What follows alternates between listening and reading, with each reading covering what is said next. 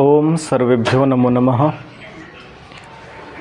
तो कल हमने चौथा अभ्यास पढ़ा था, उसमें जो संस्कृत के वाक्य हैं और हिंदी बनाओ जो हिंदी में वाक्य थे वो भी हम सभी ने बनाए हैं।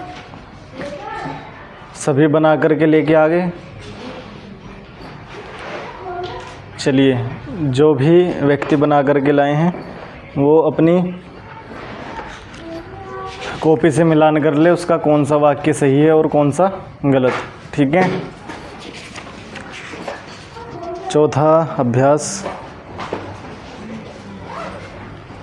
जो हिंदी वाला विभाग दिया है, जिसकी संस्कृत बनानी है, सबसे पहला है वह है।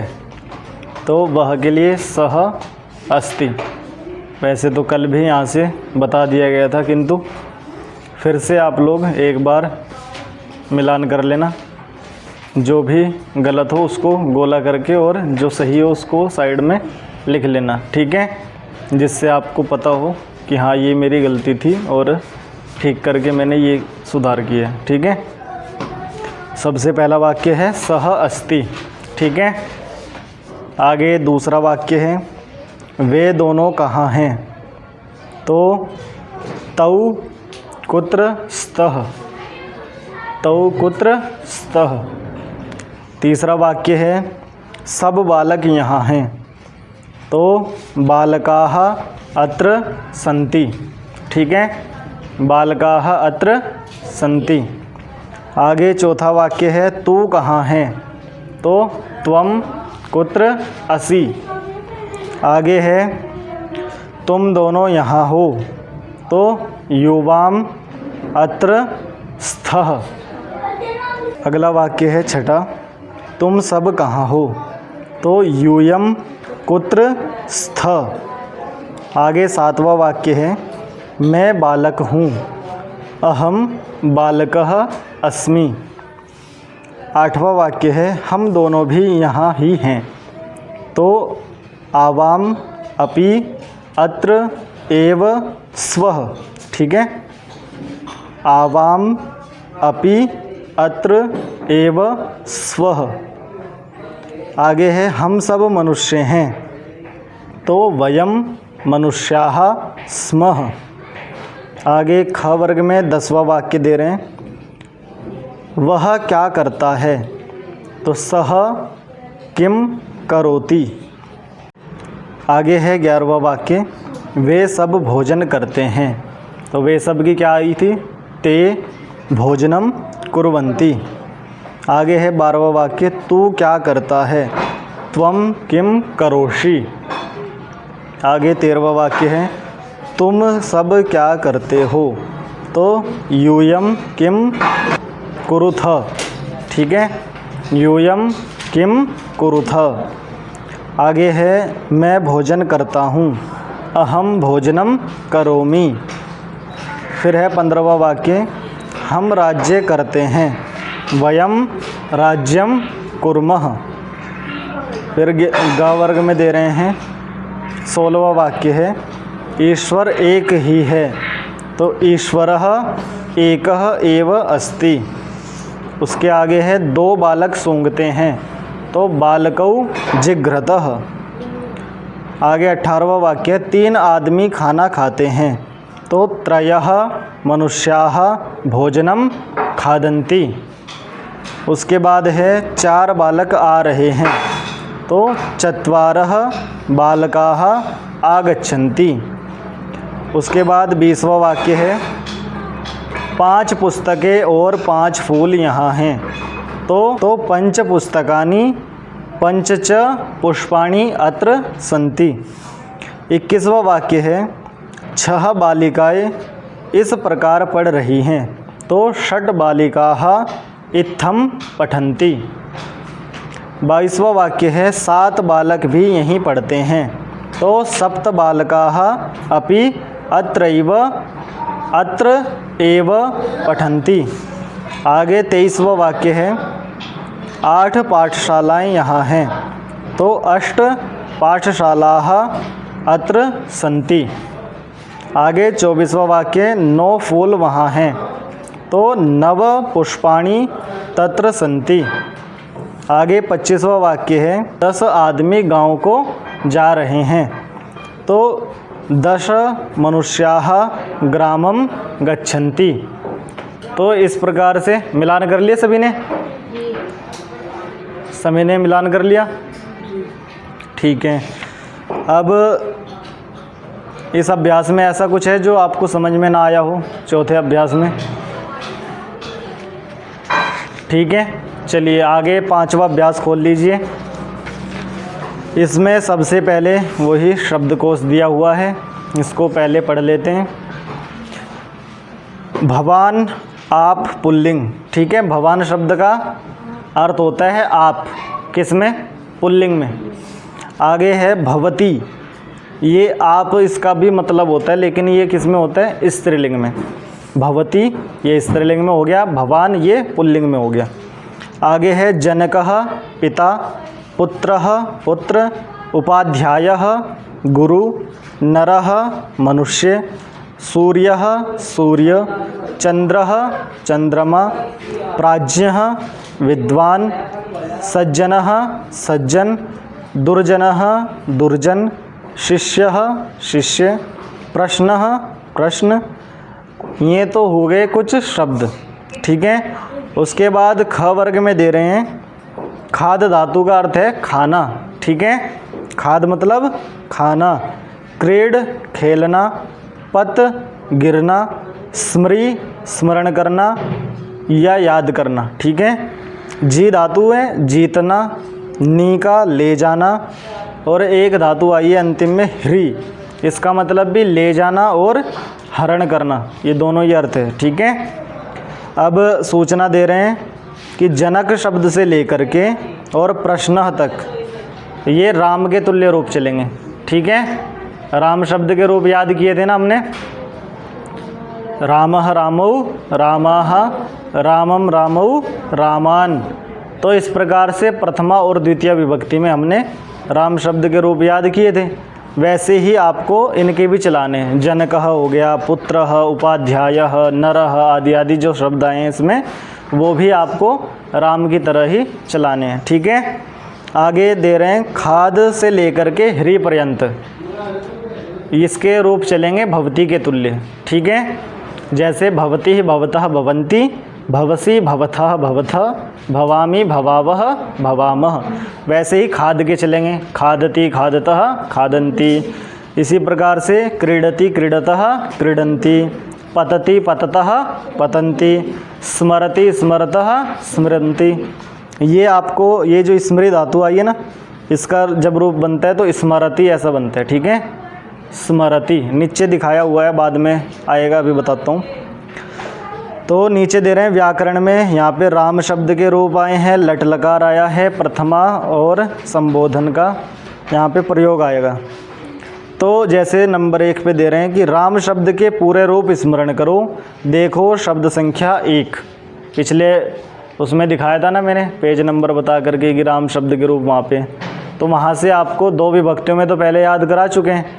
अब आपको जो शेष विभक्तियाँ बची हुई हैं, तृतीया चतुर्थी पंचमी षष्ठी सप्तमी और संबोधन, तो आपको राम शब्द के ये पूरे रूप याद करने हैं, ठीक है। आगे दे रहे हैं कि जनक आदि के रूप राम के तुल्य चलेंगे, अंत में संक्षिप्त रूप लगाओ। मतलब जैसे राम हमें अह लगा दिया, रामऊ में औ लगा दिया, रामा हमें आह लगा दिया। तो ये जो अह औ आह, ये जो अह औ आह, ये जो है ये संक्षिप्त रूप है। तो इस संक्षिप्त रूप को आपको किसी भी शब्द के लास्ट में लगा देना है। जैसे आप बालक शब्द के चलाओ, तो बालक के पीछे लगा दो अह, तो बन गया बालकः, बालकौ, बालकाः। तो इस प्रकार से इन्होंने कहा कि संक्षिप्त रूप लगा करके आप रूप बना सकते हैं, ठीक है। आगे दिया हुआ है भू धातु का लट लकार। लट लकार का मतलब होता है वर्तमान, लिखा भी हुआ है कोष्ठक में, ठीक है। जैसे इन्होंने दिखाया भवती भवतः भवन्ति, भवसी भवथः भवथः, भवामी भवावः भवामः। तो इस प्रकार से ये भू धातु के रूप हैं। आगे ये जो साइड में दिखा रखे हैं ये है अति ही, अतः, अंति, असि, अथः, अथ और आमी, आवह, आमह। तो ये जो संक्षिप्त रूप हैं इनको आप किसी भी धातु जो भी अब तक भू के तुल्य आई है तो किसी के साथ में भी आप इनको जोड़ करके बना सकते हैं। जैसे ये इसी में आई है खाद धातु आई है, ठीक है, इसी अभ्यास में, तो इसके साथ में लगा दो अति, तो क्या बन जाएगा? खाद अति, खादति, खादतः और खादंती। समझ गए? तो ये संक्षिप्त रूप जो हैं दिए हुए हैं साइड में, जो इनको आप किसी भी धातु के लास्ट में लगा करके आप रूप चला सकते हैं। ये एक आसान सा तरीका इन्होंने बताया, ठीक है। आगे दे रहे हैं सूचना कि खाद आदि के रूप भवति के तुल्य चलेंगे, संक्षिप्त रूप अंत में लगेंगे। संक्षिप्त रूप का मतलब जो इन्होंने ऊपर दिखाए हैं अति, अतः, अंति। जैसे खादति, क्रीडति, पतति, है ना। और स्मृति धातु का बनता है, देख लो यहाँ पे, स्मरति और जयति। जी धातु का क्या बना? जयति। याद रखना किसका कैसे रूप बनेगा। जी धातु का बना जयति और नी धातु का बना नयति और हृ धातु का बना हरति, ठीक है। इस प्रकार से इनके रूप चलेंगे। एक एक वचन में इन्होंने इसलिए दिखाया ताकि आप आगे वाले रूप अपने आप से कर लें, ठीक है। समझ में आ गए यहाँ तक? किसी को कोई डाउट, कोई शंका? ठीक है। आगे चलिए, नियम नंबर 7 दिया हुआ है। इसमें है कि कर्ता अर्थात व्यक्ति नाम, वस्तु नाम आदि कोई भी कर्ता हो सकता है में प्रथमा होती है। जैसे रामः पठति, जैसे बालकः गच्छति। ये मैंने सबसे पहले भी शायद पहले अभ्यास में बताया था कि कर्ता में प्रथमा विभक्ति होती है और कर्ता जो क्रिया को करने वाला होता है, ठीक है। कर्ता कौन है? जो भी क्रिया को करता है वो कर्ता कहलाते हैं। उसमें कौन सी विभक्ति होती है? प्रथमा। जैसे इन्होंने कहा राम पढ़ता है, पढ़ कौन रहा है? राम। तो राम क्या हो गया? कर्ता। और विभक्ति कौन सी होगी? प्रथमा। तो रामः कौन सी विभक्ति है? प्रथमा। तो रामः पठति, ऐसे ही बालकः गच्छति, ठीक है। तो उसके बाद है नियम नंबर 8, किसी को संबोधन करने अथवा पुकारने में संबोधन विभक्ति होती है। जैसे हे राम, हे कृष्ण और हे देवदत्त। जब हम किसी को पुकारते हैं, बुलाते हैं ना, जैसे कई बार हमसे दूर होता है थोड़ा सा तो हम आवाज़ दे करके बुलाते हैं, तो संबोधन करना होता है। वो क्या होता है? संबोधन करना। तो जब संबोधन करना होता है तो उसमें संबोधन विभक्ति लगती है।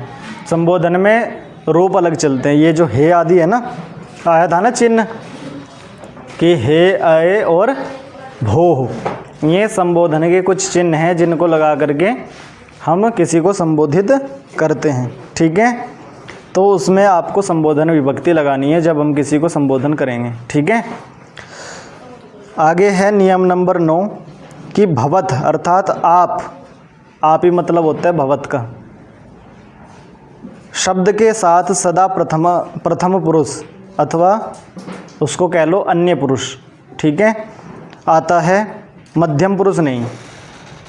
आप शब्द जो आए संस्कृत में भी जिसको भवत बोल दिया इन्होंने, जो ऊपर शब्द आए थे भवान ये पुल्लिंग में और भवती ये स्त्रीलिंग में, तो ये जो शब्द है इसके साथ में हमेशा कौन सा पुरुष की क्रिया लगेगी? प्रथम पुरुष की, ठीक है। इसमें कौन से पुरुष की लगेगी? प्रथम पुरुष की।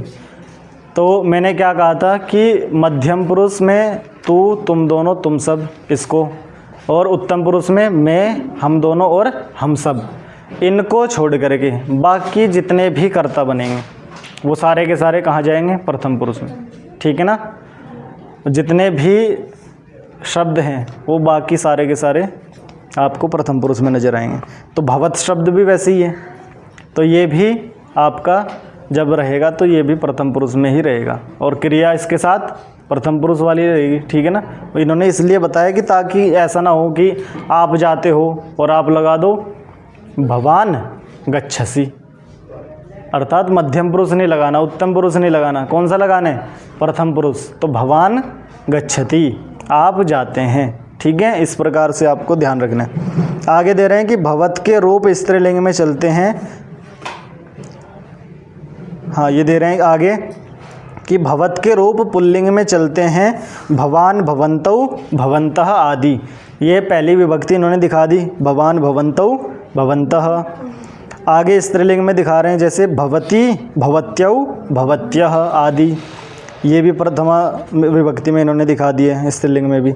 जैसे उदाहरण दे रहे हैं अब, भवान पठति, आप पढ़ते हैं, भवन्तौ पठतः, आप दोनों पढ़ते हैं, और भवन्तः पठन्ति, आप सब पढ़ते हैं।